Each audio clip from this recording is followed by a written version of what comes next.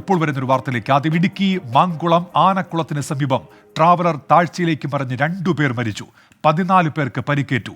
തമിഴ്നാട്ടിൽ നിന്നുള്ള വിനോദസഞ്ചാരികൾ സഞ്ചരിച്ച വാഹനമാണ് അപകടത്തിൽപ്പെട്ടത്.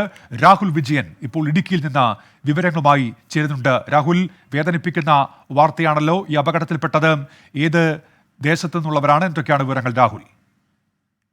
ഉന്മേഷ്, ഇവരുടെ വിശദമായ ഡീറ്റെയിലുകൾ കിട്ടുന്നതേ ഉള്ളൂ. 2 മരണം സംഭവിച്ചു എന്നുള്ളതാണ് ഈ ഘട്ടത്തിൽ നമുക്കറിയാൻ കഴിയുന്നത്. 5 മണിയോടുകൂടിയാണ് ഈ ആനക്കുളത്തിന് സമീപത്ത് വെച്ച വലിയ ഇറക്കത്തിൽ ട്രാവലറിന്റെ നിയന്ത്രണം നഷ്ടപ്പെടുകയും വലിയ താഴ്ചയിലേക്ക് മറിയുകയും ചെയ്തത്. വാഹനത്തിൽ ഉണ്ടായിരുന്നത് 14 പേരാണ്. അതിലൊരു കുട്ടിയും ഒരു യുവാവുമാണ് ഇപ്പോൾ മരിച്ചിരിക്കുന്നത് എന്നുള്ളതാണ് നമുക്ക് മനസ്സിലാക്കാൻ കഴിയുന്നത്. ഇതിലുണ്ടായിരുന്ന ആളുകൾ എല്ലാവരും തമിഴ്നാട് സ്വദേശികളാണ്. ഈ വഴിപരിചയത്തിന്റെ കുറവ് കൊണ്ട് തന്നെയാണ് ഈ അപകടം ഉണ്ടായത് എന്നുള്ളത് നാട്ടുകാർ പറയുന്നുണ്ട്. നാട്ടുകാരാണ് രക്ഷാപ്രവർത്തനം നടത്തുകയും അതുവഴിയെത്തിയ മറ്റു വിനോദസഞ്ചാരികളുടെ വാഹനത്തിൽ ഇവരെ അടിമാലി താലൂക്ക് ആശുപത്രിയിലേക്ക് കൊണ്ടുവരികയും ചെയ്തത്.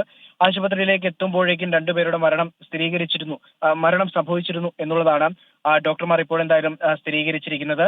മറ്റ് 12 പേരുടെ പരുക്കും സാരമുള്ളതാണ് എന്നറിയാൻ കഴിയുന്നുണ്ട്. എന്തായാലും വിദഗ്ധ ചികിത്സ ആവശ്യമുണ്ട് എങ്കിൽ അവരെ മറ്റ് സ്ഥലങ്ങളിലേക്ക് മാറ്റാൻ വേണ്ടിയുള്ള നടപടി ഇപ്പോൾ സ്വീകരിച്ചു വരികയുമാണ്. രാഹുൽ, വിശദാംശങ്ങൾ അറിവാകുന്നതേ ഉള്ളൂ, അത് മനസ്സിലാക്കുന്നുണ്ട്. പക്ഷേ ഈ അപകടമുണ്ടായ മേഖല എന്ന് പറയുന്ന അത്തരത്തിൽ കുത്തനെ ഇറക്കം, അതങ്ങനെ ഒരു അപകട മേഖലയാണോ രാഹുൽ?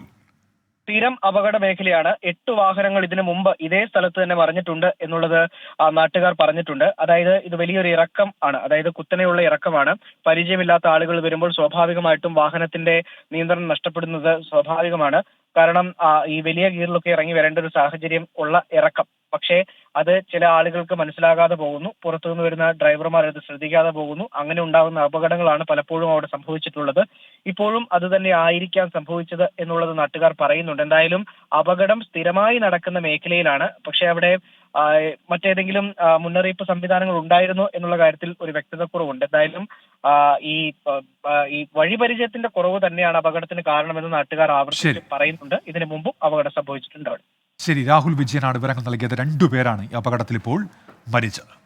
ലോകത്തെവിടെയായാലും ഏത് സമയത്തും 24 വാർത്തകളും ഓഗ്മെന്റഡ് റിയാലിറ്റി പാക്കേജുകളും എക്സ്പ്ലെയിനറുകളും വിശദമായി കാണാൻ ഞങ്ങളുടെ യൂട്യൂബ് ചാനൽ നിങ്ങൾക്ക് സബ്സ്ക്രൈബ് ചെയ്യാം.